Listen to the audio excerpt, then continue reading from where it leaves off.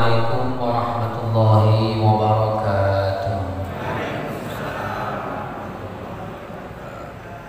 Bismillah, Bismillah, Alhamdulillah, wassalatu wassalamu ala Rasulillah wa ala alihi wa sahabatihi wa mawalah, wa la hawla wa la quwwata illa billah.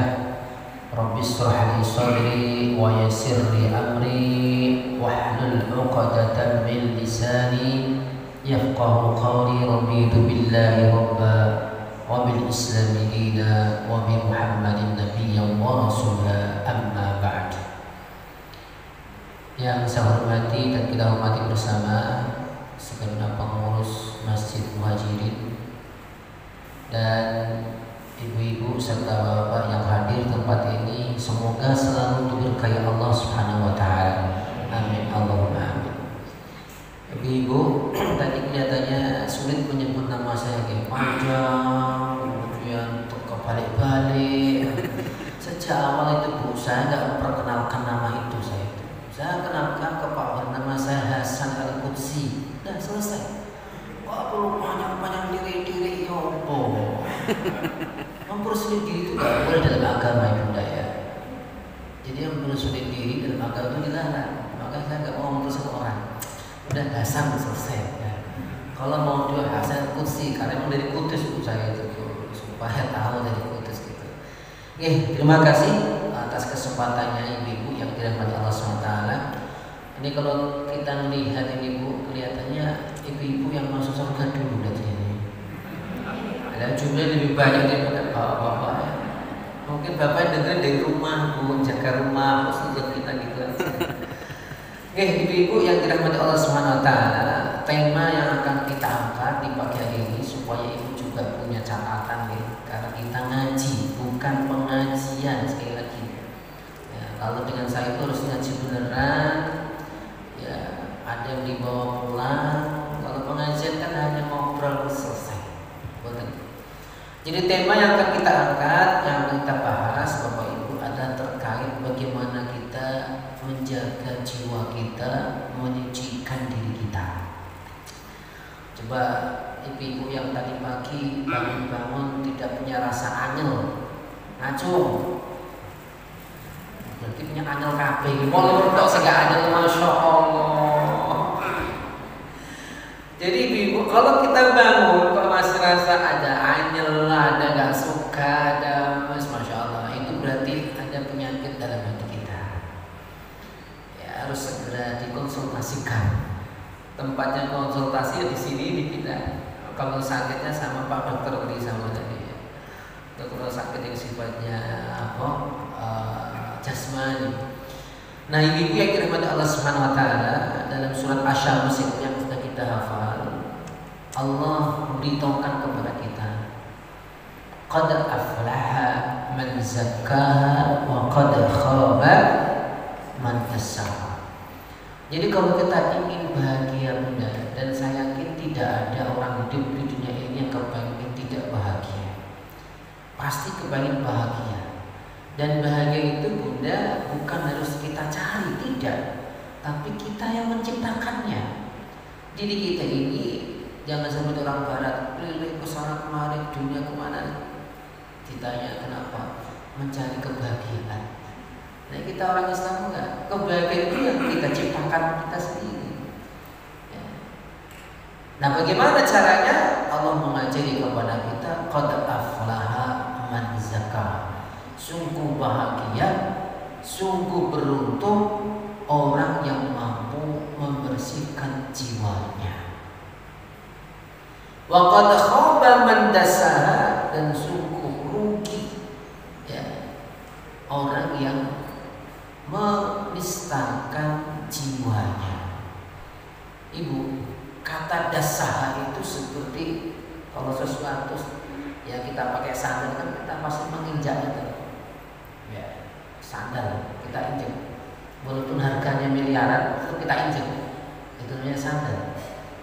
Begitu pula Bunda, kalau kita ini berbuat keburukan, itu sama saja kita menghinakan diri kita ya, maka bahasa Quran, waqad khaba man dassaha sekalipun orangnya cantik, orangnya cakep, tapi kalau jiwanya itu buruk, ya tetap hina. Maka dikatakan waqad khaba man dassa'a, sungguh hina orang yang menistakan jiwanya. Nah, artinya apa sekalian? Bahwa dalam diri kita ini Bunda ada dua potensi yang Allah berikan. Potensi untuk menjadi orang baik, potensi untuk menjadi orang yang buruk. Setiap manusia itu, jadi anak lahir pecet itu, atau kalau saya nggak tahu itu. Jadi anak lahir langsung itu, automatically Allah itu sudah memberikan ya di dalam dirinya itu potensi apakah dia nanti jadi orang baik atau jadi orang buruk. Terus bagaimana Ustaz? Kata Rasulullah SAW, inna abawahu yuhawidani au yunassirani au yumajjisani, tergantung pendidikan orang tua terhadap anaknya, tergantung lingkungan yang di situ anak kita hidup, itu amat sangat mempengaruhi potensi yang ada dalam diri kita ini menjadi baik atau buruk. Makanya Bu sekalian ya, kita kan sering diperlihatkan kepada Allah ya, anak itu mulai kecil ya kadang kita kaget tuh, kok anak ini kok ngomongnya kayak gini ya, padahal orang tuanya nggak pernah ngomong seperti itu. Oh ternyata dapat kolaannya di sekolahan, kolaannya di teman-temannya. Karena Bu satu saat saya datang lagi ngajar nemuin anak saya lagi ngapain, ya udah makan belum? Sudah belum? Ini kok dapat dari mana bro ini? Itulah namanya anak-anak ya. Dia suka meniru apa yang ia dengar dan dia tidak tahu mana harus ditempatkannya. Ya maka di situ orang tua harus meluruskan. Nah karena itu sekalian ya, tema pagi hari ini kita akan bahas bagaimana sih caranya kita ini supaya tetap bisa menjaga kebersihan jiwa kita. Karena setiap hari Bunda, setiap hari jiwa kita itu rawan sekali untuk terkena namanya debu-debu dosa. Gambarannya katalah dengan pakai baju putih Bunda, yang pakai hanya lewat jalan Pak. Kira-kira setelah 3 hari baju kita kotor nggak? Padahal orang busuk ring tanah atau ring busuk ring buketok enggak, tapi dia memang kotor karena rawan manusia. Begitu pula jiwa kita ini Bunda, rawan terkena penyakit hati. Ada orang pengajian berangkat dengan kita di jalan berdua ya, sing ngajar sepongko, nggak tahu mulai nggak jelas semua, malah kemana-mana cerita nih. Ngobrol di jalan aja bisa potensi kita jatuh kepada riba, ya kan? Sudah di pengajian aja begini, itu Ustaznya ngomong-ngomong tadi itu apa? Ya potensi. Makanya Bunda di sini tidak ada orang yang bisa terlepas dari namanya kemungkinan keburukan itu. Maka Rasulullah SAW mengingatkan Bunda, ya, dikatakan ala fa inna fil jasadi mudghah idza salahat salaha jasadu kullu wa idza fasada fasada jasadu kullu ala wahyal qalb. Ingat Bunda, kata Rasulullah, sesungguhnya dalam diri setiap manusia itu ada segumpal darah, ada segumpal daging. Kalau ini baik maka akan baik seluruh perilakunya, perasaannya baik, pikirannya baik, perilakunya baik. Tapi kalau ini sudah terkena penyakit Bunda, sudah mulai rusak Bunda, bahkan sampai mati hati ini, maka akan menjadikan perilaku manusia itu buruk. Ya, kata Rasulullah, apa itu? Al-qalb, qalbun itu hati. Maka kenapa dalam bahasa Arab Bunda, hati itu bahasa Arabnya qalbun. Sebabnya apa? Likasrati taqallubihi, karena mudah untuk berubah. Ya kan? Pagi seneng, siang marah-marah, sore nangis, itulah hati Bunda. Maka di sini apa yang harus kita lakukan? Pertama Bunda, jadi nanti ada 4 hal yang kita bahas. Sampai jam berapa nih Pak nanti? Jam 5. Jam 8 ya. 8 lebih di jam itu kan. Jamnya sengaja dipaskan tembok, nggak tahu saya melihat. Baik Bunda, yang pertama Bunda, jadi Allah Subhanahu wa taala itu Bunda Arhamur Rahimin. Allah itu Maha kasih sayang. Sekalipun kepada orang yang setiap hari berbuat dosa. Jadi Allah tetap membuka pintu maaf, tetap membuka pintu taubatnya. Maka kata ulama, pertama kali pintu yang harus kita ketok menuju Allah Subhanahu wa taala adalah at-taubah, yaitu taubat. Jadi ibaratnya Bunda, kita ini manusia penuh dengan dosa, penuh dengan kesalahan. Saya dengan itu posisinya sama, mungkin jatuh berbuat dosa. Ya. Lalu bagaimana caranya kita mengetuk pintu Allah Bunda? Para ulama mengatakan taftahu babahu bitaubatin nasuha, bukalah pintu Allah, rahmat Allah dengan taubat dan nasuha. Yang pertama taubat. Ustaz, taubat itu apa sih? Taubat itu diambil dari kata-kata taba yatubu taubatan, yaitu kembali Bunda.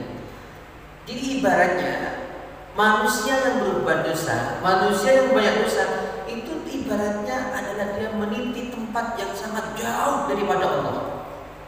Nah, ketika kita bertobat Bunda, itu kita berarti kembali kepada jalan Allah Subhanahu wa taala. Maka dikatakan dalam Al-Qur'an, ya ayyuhalladzina amanu tubu ilallahi taubatan nasuha. Wahai orang-orang yang beriman, coba Bunda, kita dipanggil Allah Bapak Ibu, orang beriman. Terus selanjutnya apa? Tubu ilallah, kembalilah kepada Allah, bertobatlah kepada Allah. Taubatan nasuha, dengan pertaubatan yang sungguh-sungguh murni hanya kepada Allah. Maksudnya apa? Jadi Allah tahu sekalian, orang mukmin itu bukan berarti orang yang tidak punya dosa. Orang mukmin itu yang berdosa, bersalah. Karena selama dia itu manusia, dia pasti pernah jatuh kepada kesalahan. Makanya Bunda, Rasulullah mengatakan kullu bani Adam khata'un wa khairul khata'ina at-tawwabun. Seluruh anak Adam itu pasti pernah salah dan dosa. Ya kan Bu? Gak ada orang kecuali Nabi. Ini jangan pegang lagi. Ustaz, kiai, ulama, apapun siapa namanya, sangat mungkin jatuh kepada salah dan dosa, kecuali Nabi. Kenapa? Kalau Nabi itu maksum. Maksum itu artinya terjaga dari kesalahan. Kenapa sebabnya? Karena teladan Bunda. Kalau sing diteladani salah terus begini. Makanya sering saya katakan Bunda, jenengan ya midangetkan ke saya, mendengar saya, niru saya, itu bukan karena saya. Karena yang saya sampaikan itu adalah ucapannya Allah dan Rasul. Jadi nanti jangan misalkan ketemu saya, jebuli saya dasarnya kok kayak gitu. Ya, manusia yang kadang salah, masa gak boleh salah. Makanya kita lihat itu adalah apakah yang disampaikan, perilaku yang dipakai itu sesuai dengan Rasul atau tidak. Kalau yang sesuai kita ambil, kalau yang nggak sesuai kita tinggalkan. Sama persis Bunda. Jenengan sebagai ibu kan wajib mentaati suami, ya kan? Tapi apakah semua ditaati? Ya enggak. Selama tidak menyalahi Allah dan Rasulnya, wajib kita taati. Tapi kalau disuruh hal yang bertentangan dengan Allah dan Rasulnya, wajib kita kita taati juga. Enggak, kita taati. Ya, kita tolak. Maka dikatakan la ta'ata li maksiatil khaliq. Tidak ada ketaatan ya kepada manusia ketika bermaksiat kepada Allah Subhanahu wa taala. Maka sambungan hadis tadi dikatakan wa khairul khata'ina at-tawwabun. Sebaik-baik orang yang salah adalah orang yang sadar bahwa dia salah kemudian kembali kepada Allah. Karena ada orang kata kemudian Bapak dia melakukan salah terus diingetin tapi tetap saja karena dia nggak merasa salah, itu jadi masalah. Ya, kalau jenengan misalkan berobat ke dokter, Bapak ini jenengan sakit paru-paru, sebabnya niki jenengan merokok Bapak. Iya dok, rokok. Ini cara yang terbaik ini rokok itu dulu.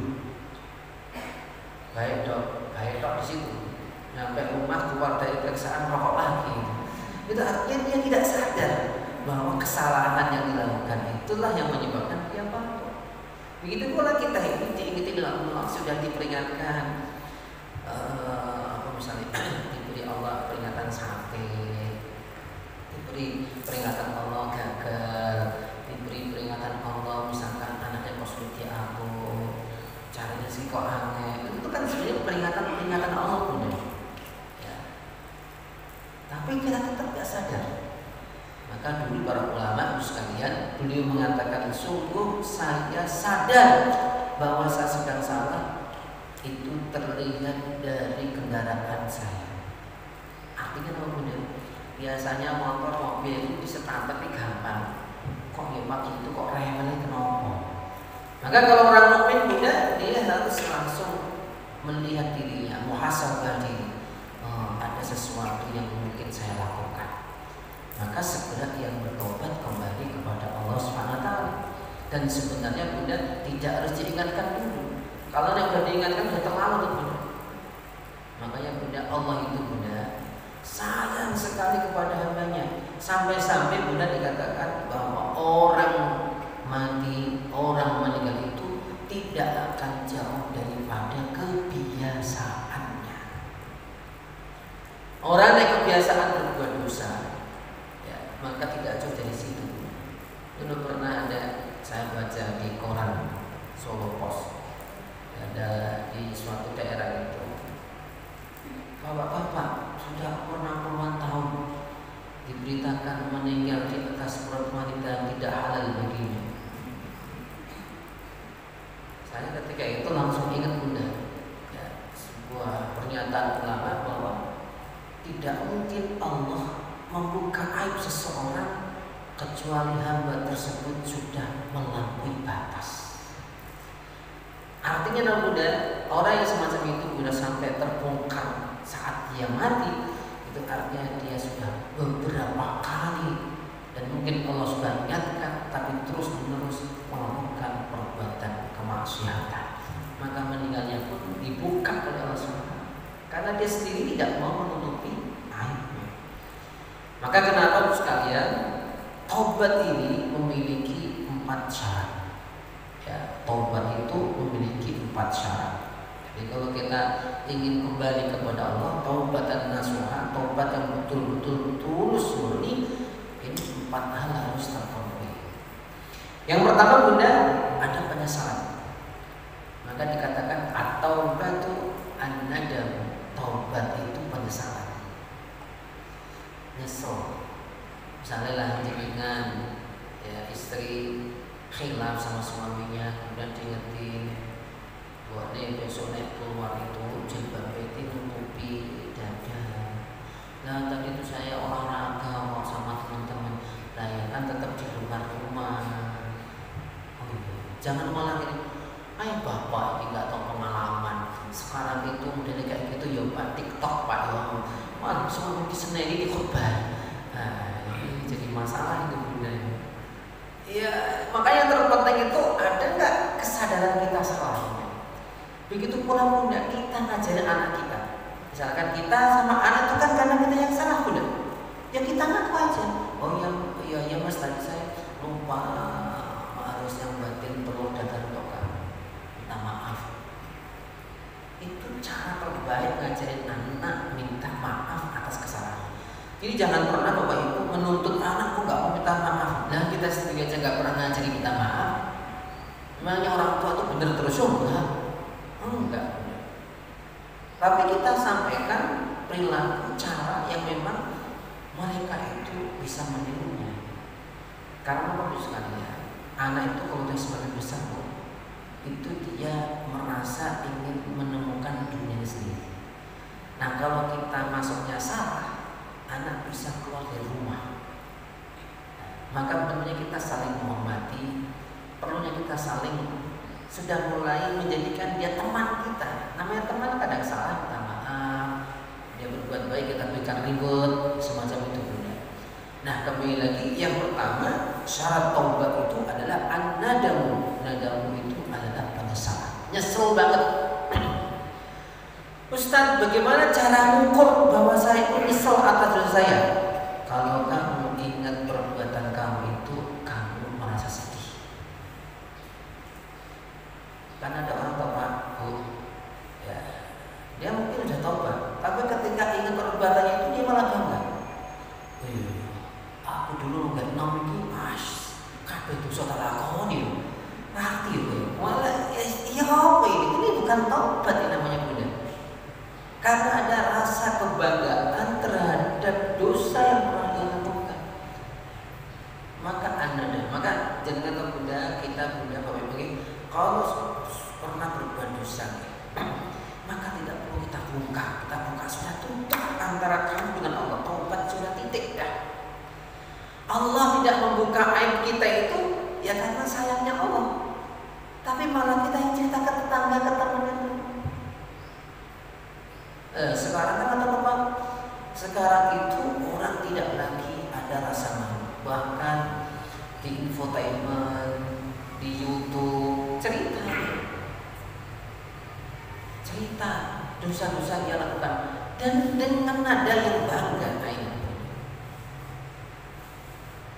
Saya pokoknya perempuan apapun dan pernah saya rasakan, namanya jajan.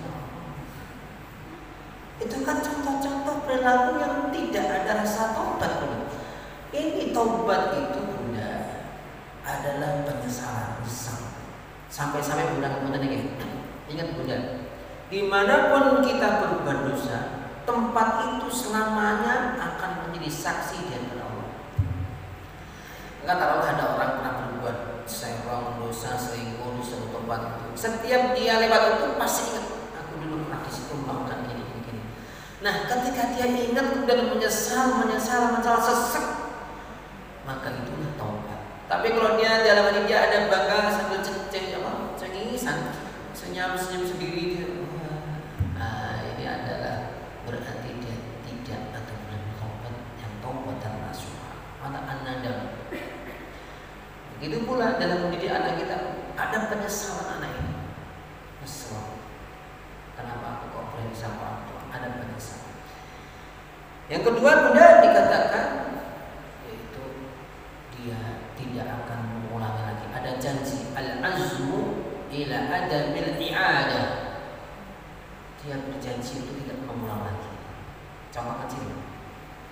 Ya, jangan misalnya mak kan biasanya suka beli sesuatu, apalagi kalau yang menawari diskon, ini diskon 1.003 bos langsung. Nggak terpikir timbang juga pasti ada itu. Dengan ke mall itu Masya Allah diskon up to 70, diskon 70 loh, padahal up to itu kan artinya sampai 70 nggak Bu, bisa jadi diskon ada 10%, terus tinggal terlanjur ngumpulin banyak kan. Kok banyak ya diskon ini kan Bu, mau 10% nih gimana? Akhirnya nggak jadi beli. Nah, kemudian sekalian, jadi harus ada rasa keinginan kuat untuk tidak mengulang lagi perbuatan yang pernah dilakukan. Jadi dia ada penyesalan dan ada niat untuk tidak mengulang lagi. Ya, walaupun mungkin saya tanya, Ustaz, dan terulang itu gimana? Ya tobat lagi. Beda lah Bunda ya. Dosa yang sudah kita tahu kemudian dengan sengaja kita ulang lagi itu bermasalah. Tapi dosa yang kita lakukan kemudian tobat kemudian jatuh lagi, itu tobat lagi.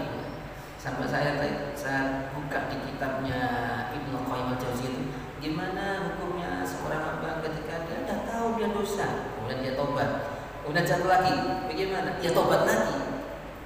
Asal jangan sampai muncul dalam diri kita mengejek Allah. Ya, contoh dengan hari ini merumpi orang. Wis tahu tuh dosa, ya Allah, dosa. Besok pas anteng ya tadi Bu, diajak ngomong, Mbak tahu nggak itu kemarin gini-gini, ini pasti jatuh. Tapi namanya kuping itu kan menarik. Oh iya iya. Ada siapa yes? Lanjut lagi, jatuh lagi ke dosa. Pulang. Ya iya ngopo tadi aku kok malah ngomong itu lagi. Taubat lagi. Besok ketemu orang lain cerita yang lain lagi, jatuh lagi.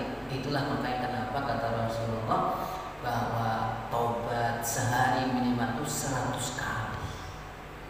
Taubat niku napa sih Ustaz?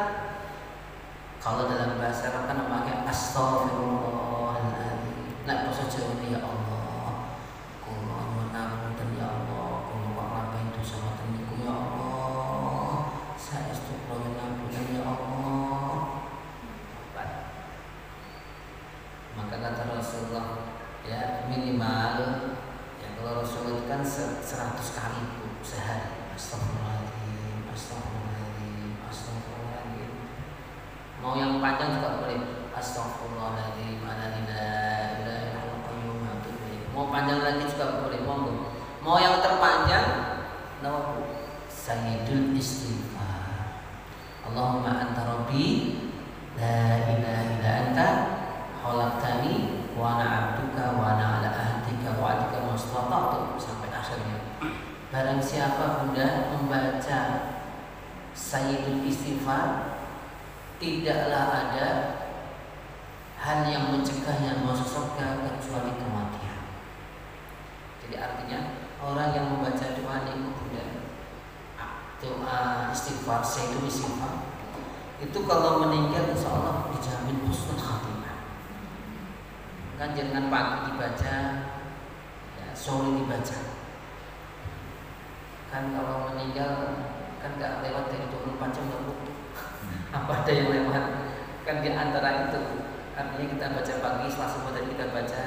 Nanti kalau jam-jam segini nanti nggak tahu pas pulang nanti nggak tahu. Sampai sore nanti sebelum maghrib dibaca lagi. Ya, atau setelah maghrib dibaca lagi kan sampai subuh lagi ketemu lagi. Jadi 24 jam kita itu sudah punya jaminan kita insya Allah masuk surga. Nah kemudian yang keempat Bunda, tadi kan menyesal, kemudian niat untuk gak mengulang lagi, kemudian yang ketiga apa Bunda? Ketiga apa? Belum ya? Yang ketiga adalah menggantinya dengan kebaikan. Contoh yang gampang, jangan tadi ngerumpi orang, kemudian mau bertobat, sadar ya Allah dosa, maka besoknya lagi nek ketemu orang itu kita sebut kebaikannya orang yang kita ngerumpi tadi. Mbak maaf ya Mbak, Mbak ternyata orang baik banget itu, Masya Allah. Tapi bener baik ya Bu ya. Nek malah memfitnah nanti jadi kan orang nggak baik tinggal baik. Nek orang baik kan ya diam aja, nggak usah cerita, ditutup aibnya. Kan katanya man satara aibal abdihi satarallahu yaumal qiyamah.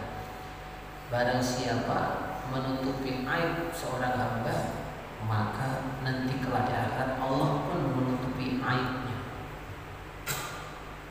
Di hari ketika itu Bunda, orang semuanya melihat kita. Nah, di dunia ini kan hanya beberapa orang aja. Ya, makanya kenapa kalau kita berbuat dosa, kita bertobat, di antaranya adalah dengan menutupi keburukan dengan kebaikan. Contoh misalkan yang laki-laki ini, ada sebagian orang Bunda, dia ini tukang minum khamar misalkan. Kemudian dia ingin bertobat, maka kemudian uang yang biasa untuk minum khamar itu disedekahkan. Gantinya aku dulu suka minum khamar, aku sekarang tak berikan susu untuk anak yatim. Itu. Nah sama orang yang suka ngerokok Bunda, kalau ngikutin mazhab yang mengharamkan kan jadi haram Bunda. Jadi wis daripada haram kita sedekahkan saja. Ini kan pendapat ulama ada yang seperti itu. Nah kemudian yang keempat Bunda, ini Bunda pentingnya kata Imam Ghazali, cara untuk terbaik supaya kita itu terlepas dari dosa, lingkungan yang buruk, kita adalah hijrah, pindah ke tempat lain. Maka tempat ini dikatakan muhajirin. Maksudnya tempat hijrah orang-orang ke sini, jadi orang baik Bunda yang di sini tuh. Ya kan Bu? Muhajir itu artinya orang yang meninggalkan tempat-tempat sana nggak tahu, ketemu di di sini Bunda, muhajir.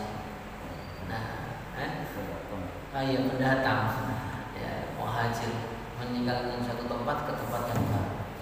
Nah kata Imam Ghazali Bunda, di antara hal yang akan mampu menjadikan sukses ketika kita ingin taubat adalah meninggalkan lingkungan tempat di mana kita pernah berbuat kemaksiatan. Tujuannya apa? Untuk menghilangkan lagi trauma. Nah, Bapak Ibu yang dirahmati Allah Subhanahu wa taala, Ustaz, apa sih manfaatnya kita taubat? Saya tuh enggak punya dosa, Ustaz. Ya, malah banyak dosa itu. Ya. Malah dikatakan Bunda, orang yang mengaku dirinya tidak punya dosa itu berarti banyak dosa. Ya kan? Karena kalau dia enggak punya dosa, dia pastinya tidak berbicara seperti itu. Maka dikatakan Bunda, hikmah yang pertama adalah membuka rezeki.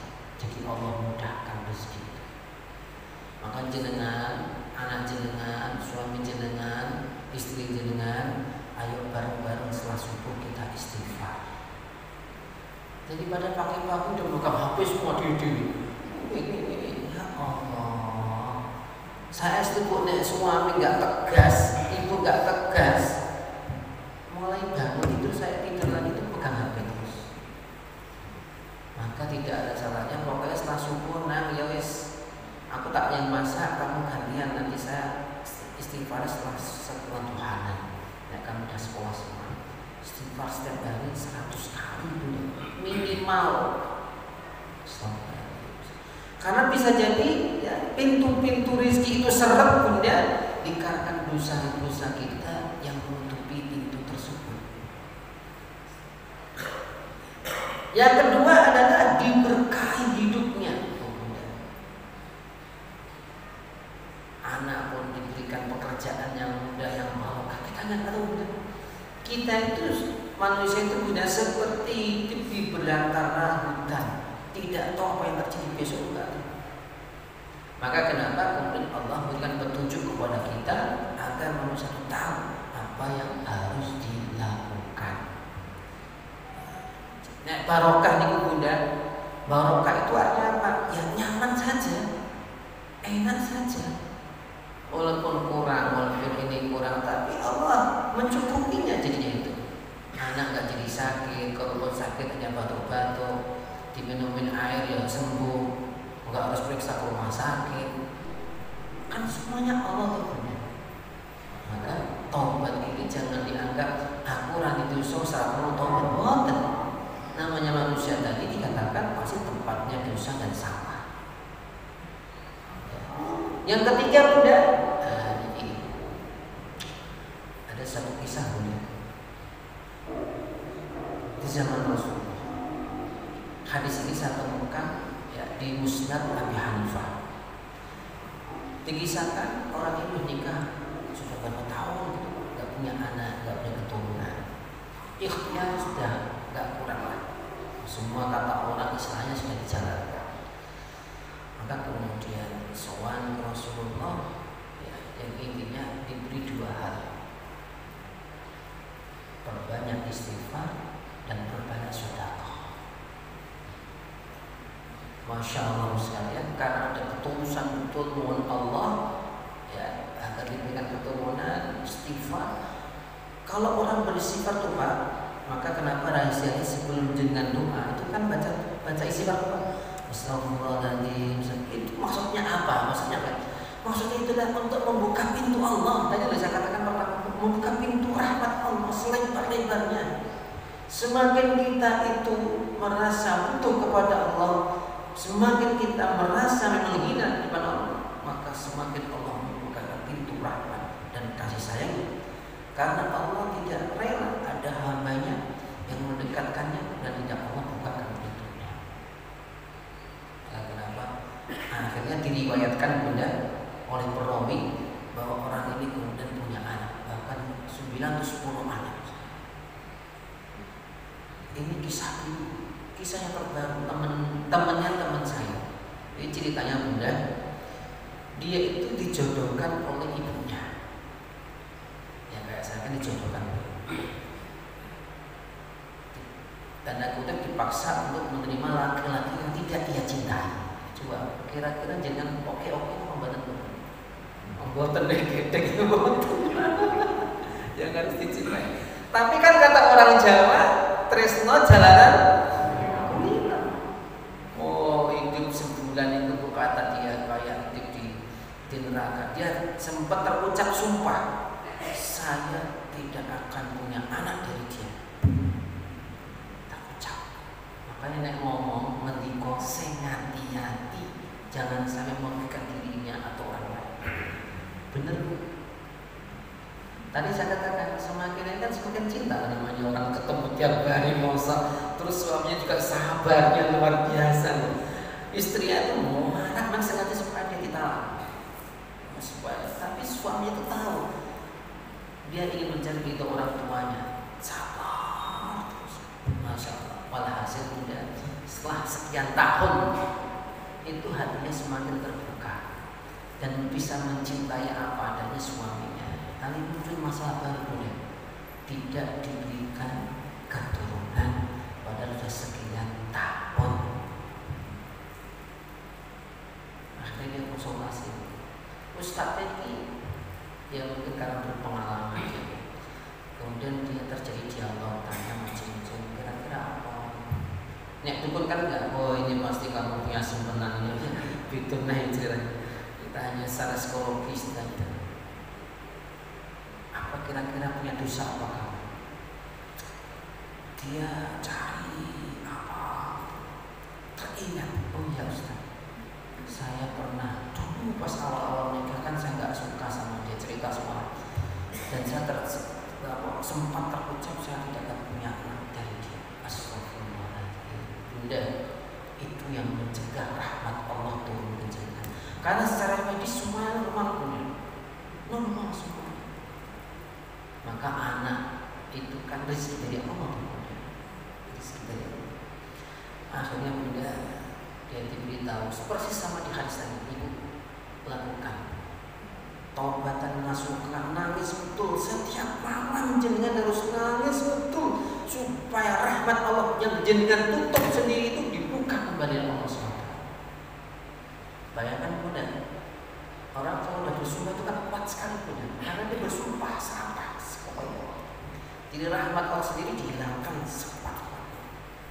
Enak ngendiko, enak ngomong, ini seratus. Bener Bu. Dia nangis, cerita ini cerita nyata Bu. Nangis, dapat musuh nangis berdarah-darah bahasanya. Terus itu dia suami juga membantu bersedekah, setiap dapat rezeki sedekah. Masya Allah, tabarakallah. Allah itu sayang banget. Kalau ada orang yang sungguh-sungguh kembali Allah pun Allah kamu, akhirnya Allah kamu punya anak. Alhamdulillah punya anak, sekarang udah besar. Nah itu udah, itu kisah nyata. Ya. Jadi jangan-jangan yang menjadikan kita hidup sulit ini adalah karena kita jarang mengaku merasa salah di depan Allah Subhanahu Wa Taala. Oleh budaya saya itu termasuk orang yang membolehkan memakai tasbih karena niat ini untuk melatih diri kita. Kan tidak semua orang tadi ya. Bahkan yang lebih canggih lagi jika beli ini lebih punya cedik-cedik tuh. Nah yang gelinding atau jatuh kan bisa dibilang nggak usah pulang lagi guys. 1000 hari ambil. Dan benar udah. Ini jadi ingat cerita 25 tahunan yang lalu atau 30 tahun yang lalu. Dia dulu Bu, ini cerita saya nih. Dulu saya kalau sekolah itu kan naik sepeda kuda. Alhamdulillah karena juara diberikan ayah saya sepeda baru. Dan saya itu mengusahakan kuda sebelum ke rumah, karena rumah saya jauh Bunda. Saya di kampung Tenggeles teman itu kurang lebih 6 km dari tempat sekolah saya. Jadi berangkat tuh jam 6 sampai jam 7, hampir 1 jam ke setengah jam lebih. Nah sebelum pulang ini kan dulu udah pulang, sebelum pulang saya mampir ke masjid. Ya niat saya supaya pulang itu udah enak nyaman tinggal main-main Pak. Tapi kesalahan saya Bunda, namanya orang kampung dianggapnya kampung kan gak usah dikunci tuh Bunda, sepeda mau gak dikunci. Lah di kota kan gak tahu saya sholat gitu Bunda.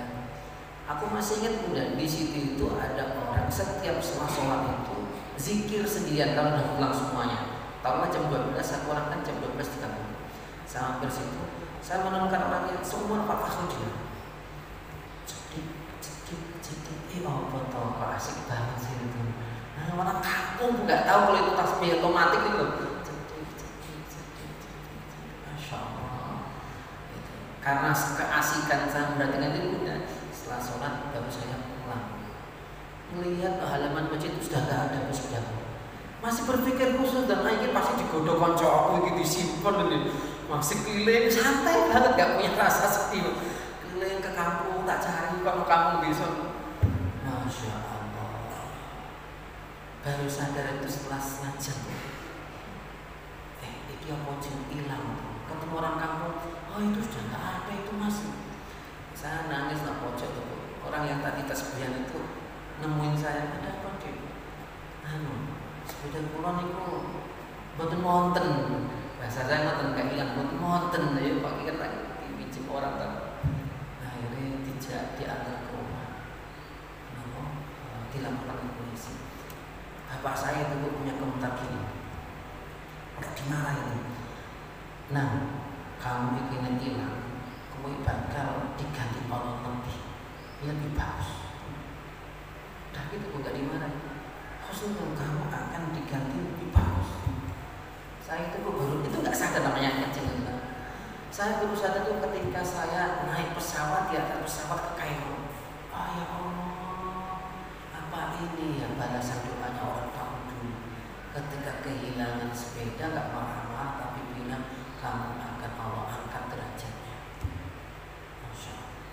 Maka bunda ya omongan itu jangan sampai kemudian malah menjelek-jelekan diri. Diuji Allah. Jadi nanti juga, wes nang sabar, diganti lebih baik nang insya diberkahi Allah. Lalu wes hilang dimarah-marahi, anak jadi murid-murid ini, mau kembali kita marah-marahi. Ya sudah. Tapi kan butuh proses makanya lebih. Kan nggak mungkin orang bisa langsung baik. Inilah pentingnya tazkiyatun nafsi, membersihkan jiwa. Itu jam 8 lebih diem aja. Oke ibu, saya kira cukup sekian. Besok kita sambung kepada tingkatan berikutnya itu muraqabatullah. Jadi ada berapa tadi ibu? 4, ini baru 1. Masih ada 3, tenang aja. Semoga Allah memanjangkan umur kita dan Allah memberkahi kita semuanya. Terima kasih. A'udzubillahi minasyaitonirrajim. Bismillahirrahmanirrahim. Alhamdulillahirabbil alamin hamdan yuwafi ni'amahu wa yukafi mazidah. Ya Rabbana lakal hamdu kama yanbaghi li jalali wajhika wa 'azimi sultanik. Allahumma shalli wa sallim wa barik ala sayyidina Muhammad wa ala alihi wa sahbihi wa barik wa sallim ajma'in. Allahumma inna nas'aluka salamata wal 'afiyata fid dini wad dunya wal akhirah. Allahumma ya Allah inna nas'aluka ridhaka wal jannah wa na'udzubika min sakhatika wa nar. Allahumma ya Allah berkailah hidup kami, berkailah hidup keluarga kami, anak kami, cucu kami, keluarga kami ya Allah. Jauhkan dari segala mara bahaya dunia dan akhirat ya Allah. Ya Allah berkailah masjid ini ya Allah dan penghuninya ya Allah dan orang yang bersedekah kepada masjid ini ya Allah. Berkailah rezekinya, lapangkan semua rezeki-rezekinya ya Allah. Bifadlika wa karamika ya akramal akramin. Allahumma rizqna rizqan wasi'an halalan thayyiban mubarakan. Allahumma akrimna wa la tuhinna wa zidna wa la tanqusna warfa' darajatina fid dini wad dunya wal akhirah. Allahumma innaka 'afuwun tuhibbul 'afwa fa'fu 'anna. Allahumma ya Allah arzuqna rizqan wasi'an halalan thayyiban mubarakan. Arzuqna dzurriyyatan thayyibatan mubarakan. Rabbana hab lana min azwajina wa dhurriyyatina qurrata a'yun waj'alna lil muttaqina imama. Rabbana taqabbal minna innaka antas samiul 'alim wa tub 'alaina innaka antat tawwabur rahim. Rabbana atina fid dunya hasanah wa fil akhirati hasanah wa qina adzabannar. Wa sallallahu ala sayyidina Muhammad wa ala alihi wa sahbihi wa barik wa sallim ajma'in. Subhana rabbika rabbil izzati amma yasifun. Wassalamun ala al-mursalin walhamdulillahi rabbil alamin. Matur suwun Bapak Ibu.